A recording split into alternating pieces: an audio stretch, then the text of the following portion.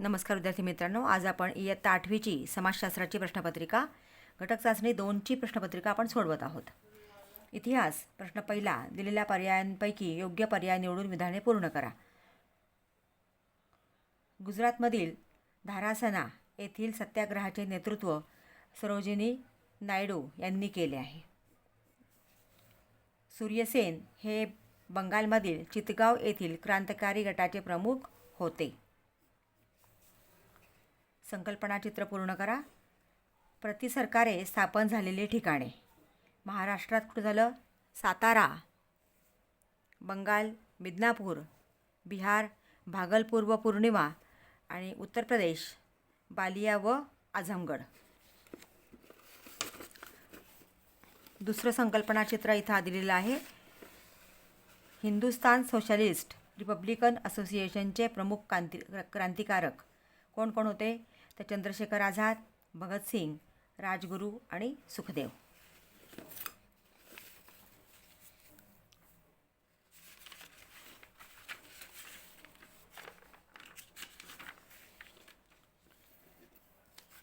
क प्रश्न आहे, नावे लिहा.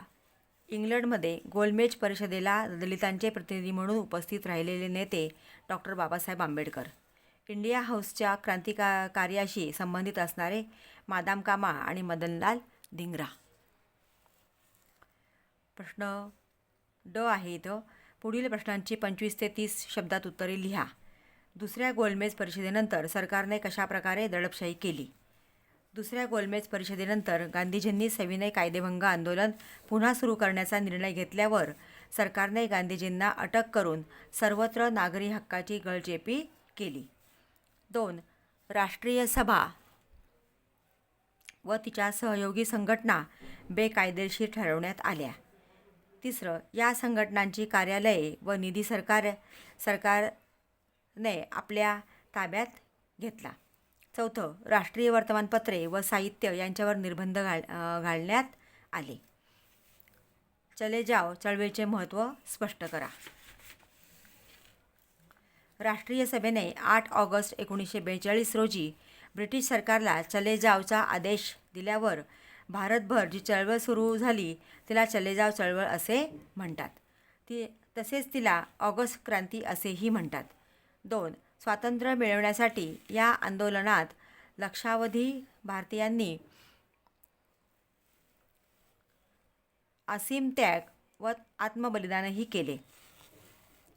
3. आंदोलकांना डांबून ठेवण्यासाठी तुरुंग अपुरे पडले. आणि 4. देशव्यापी आंदोलनामुळे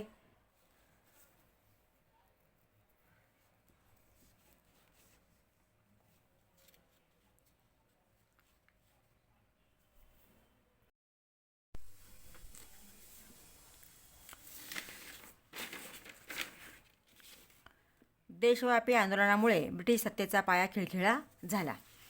नागरिकशास्त्र टिपा लिहा. उच्च न्यायालय आणि सर्वोच्च न्यायालयाची कार्ये असे 2 दिलेले आहेत. उच्च न्यायालय संविधानाचे प्रत्येक राज्यासाठी एक उच्च न्यायालय स्थापन करण्याचा अधिकार भारतीय संसदेला दिलेला आहे. भारतात 24 उच्च न्यायालये आहेत. 3. उच्च न्यायालयात एक मुख्य न्यायाधीश आणि अन्य काही न्यायाधीश असतात. या न्यायाधीशांची नेमणूक राष्ट्रपतींकडून होते. वयाच्या 62व्या वर्षापर्यंत ते न्यायाधीशपदी राहू शकतात. सर्वोच्च न्यायालयाची कार्ये केंद्र शासन विरुद्ध एक किंवा अनेक घटक राज्ये यांच्यातील तंटे सोडवणे. 2. नागरिकांच्या मूलभूत हक्कांचे रक्षण करणे व त्यासाठी आदेश देणे. 3. कनिष्ठ न्यायालयांनी दिलेल्या निर्णयांचा पुनर्विचार करणे. आपण दिलेल्या निर्णयांवरही पुनर्विचार करणे.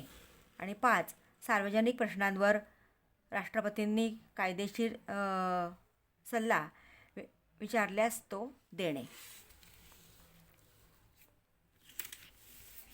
ब प्रश्न, पुढील विधाने सकारण स्पष्ट करा. 1. संविधानाने भारताचे न्यायमंडळ स्वतंत्र ठेवले आहे. आणि दुसरं आहे, भारतातील न्यायव्यवस्थेचे देशाच्या प्रगतीत मोठे योगदान. त्यातलं पहिलं बघूया आता.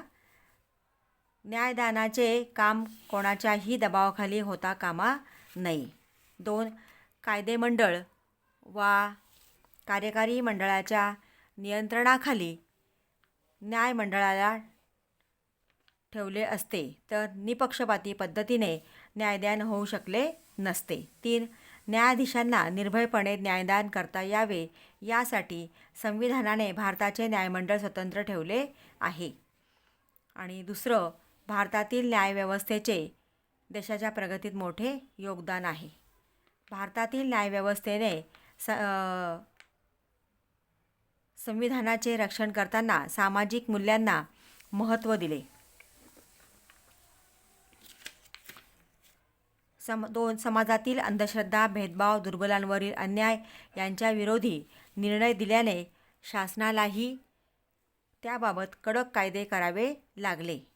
न्यायालयांनी दिलेल्या निर्णयामुळे व्यक्ती स्वातंत्र्याचे, संघराज्याचे आणि लोकशाहीचे रक्षण झाले.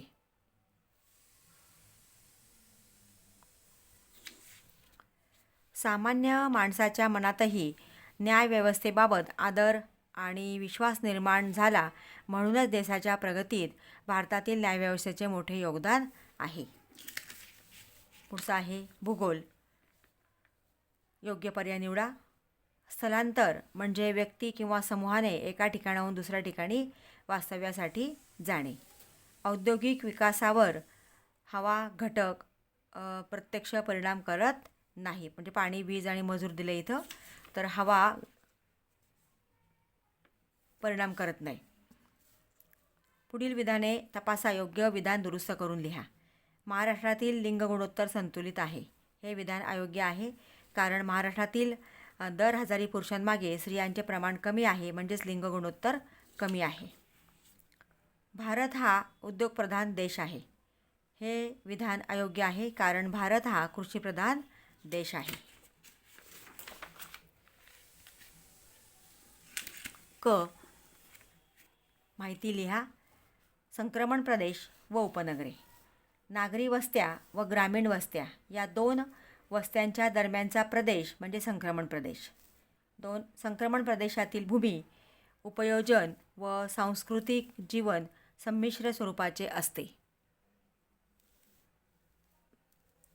संक्रमण प्रदेशात कालांतराने नागरीकरण होते व त्यातून मुख्य नगराजवळ उपनगरे विकसित होतात. उदाहरणार्थ बांद्रे, भांडूप इत्यादी मुंबईची किंवा मुंबई शहराची उपनगरे आहेत.